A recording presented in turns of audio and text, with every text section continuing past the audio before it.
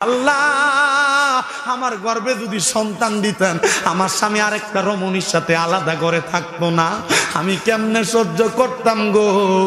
আমি মহিলার কাছে আর ভালো লাগে না। মহিলা এমন কান্না কানছে, কান্না করতে করতে করতে করতে মহিলা ঘরের দরজা খোলে না। পরের দিন সকালবেলা ওই স্বামী তার বড় স্ত্রীরে ডাক দিতে গেছে ঘরের দরজাটা খোলার জন্য। আসসালামু আলাইকুম ওয়া রাহমাতুল্লাহ বলার আগে মহিলা ঘরের দরজা খুলতো। কিন্তু দ্বিতীয় দিন যখন বিবাহের প্রথম রাত্র শেষ হইয়া দ্বিতীয় দিন আসলো, স্বামী ঘরের দরজা একবার সালাম দেয়, দরজা খোলে না। দুইবার সালাম দেয়, দরজা খোলে না। তিনবার সালাম দেয়, দরজা খোলে না। স্বামী এবার দরজার মধ্যে আঘাত করলেন। আঘাত করার পরে দেখতেছে দরজাটা নিজে নিজে খুলে গেছে। আহারে, স্বামী দূর থেকে ডাকতে, স্ত্রী গো ফজরের নামাজের সময় হয়ে গেছে, এখনো তো তুমি সেজদার মধ্যে পড়া রইছ, একটাবার মাথাটা তুইলা ওঠো না, আমি স্বামী তোমারে ডাক দেওয়ার জন্য আসছি।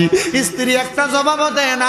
স্বামী চিন্তা করলো আমি একবার ডাক দেওয়ার আগে আমার স্ত্রী আমার প্রত্যেকটা কথার জবাব দিত, আজকে দিয়ে আমার বউ আমার একটা কথারও জবাব দেয় না। স্বামী একবার দুইবার তিনবার কইরা কইরা ডাক দেয়। যখন বারবার বারবার ডাক দেয়, স্ত্রী যখন কোনো জবাব দেয় না, স্বামী যে স্ত্রীর মাথার মধ্যে ধরতে দেরি, স্ত্রীটা কায় তুই নিচের দিকে পড়ে গেছে। স্বামী ডাক দিয়ে কই, স্ত্রী কেমনে তুমি তোমার এই রাত্রিটা যাপন করলা? নাকে মুখে হাত দিয়া দেখতেছে রে, ওই স্ত্রী কোনো কথা কয় না, নিঃশ্বাসও পালায় না। ওই স্ত্রী কান্না করতে করতে আল্লাহর ডাকে সারা দিয়া ইন্তেকাল করছে। দুনিয়ার মানুষ ওই মহিলার আত্মুরা পেয়ে তার জানাজাতে আসছে না। আহারে, দুনিয়া তো সন্তান হারা কষ্ট।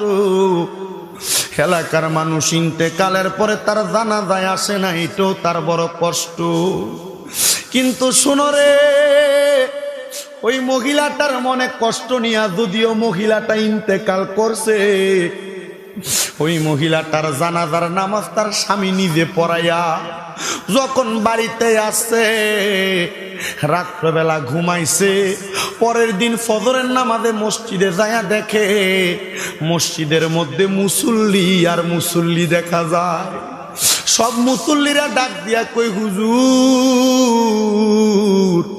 ও হুজুর, আমরা গতকালকে রাত্রবেলা একটা স্বপ্ন দেখছি। হুজুর, আমরার স্বপ্নের কথা একটু বলেন। হুজুর, স্বপ্নের কথাটা একটু বইলা দেন। হুজুর কয়, কি দেখছো? বলে, হুজুর, আমরা গতকালকে একটা অন্যায় কইরা ফালাইছি। বলে, কি অন্যায় করছো রে বাবা? বলে, হুজুর, আমরা আপনার বড় স্ত্রীর জানাজার নামাজ পড়ছি না। বলে, কেন পড়ছো না? বলে, আপনার স্ত্রীর গর্ভের সন্তান হয় না, তারে আমরা অবহেলিত নারী মনে কইরা তার জানাজা পড়ছি না। তো এখন কেন বলো? হুজুর, আমরা গতকালকে রাত্রবেলা স্বপ্নের ভিতরে দেখছি আপনার স্ত্রী জান্নাতের মধ্যে কত সুন্দর সুমহান ছোট ছোট জান্নাতি হুরের সাথে খেলাধুলা করতেছে। বলে, কে দেখছো? বলে, আমি দেখছি। বলে, আর কে দেখছো? পুরা মসজিদের মুসল্লিকে আমরা সবাই দেখছি। তোমরা কি দেখছো? আমার স্ত্রী জান্নাতের ভিতরে ছোট ছোট হুরগিল মানের সাথে খেলাধুলা করে। বলে, হ্যাঁ, আমিও দেখছি আপনার স্ত্রী জান্নাতি হুরগিল মানের সাথে খেলাধুলা করে। হুজুর, আমরা কি কোনো অন্যায় করছি না? ওই বউডারে আমরা খারাপ বইলা জানতাম, গর্ভে সন্তান আল্লাহ দিছে না, তোমরা বুঝো নাই বিদায় তার অবহেলা কইরা তার জানাজার নামাজ পড়ো নাই। ও হুজুর, এখন কি আমরা মাপ চাইতে পারবো? বলে, মাপ করার মালিক আল্লাহ, আল্লাহর কাছে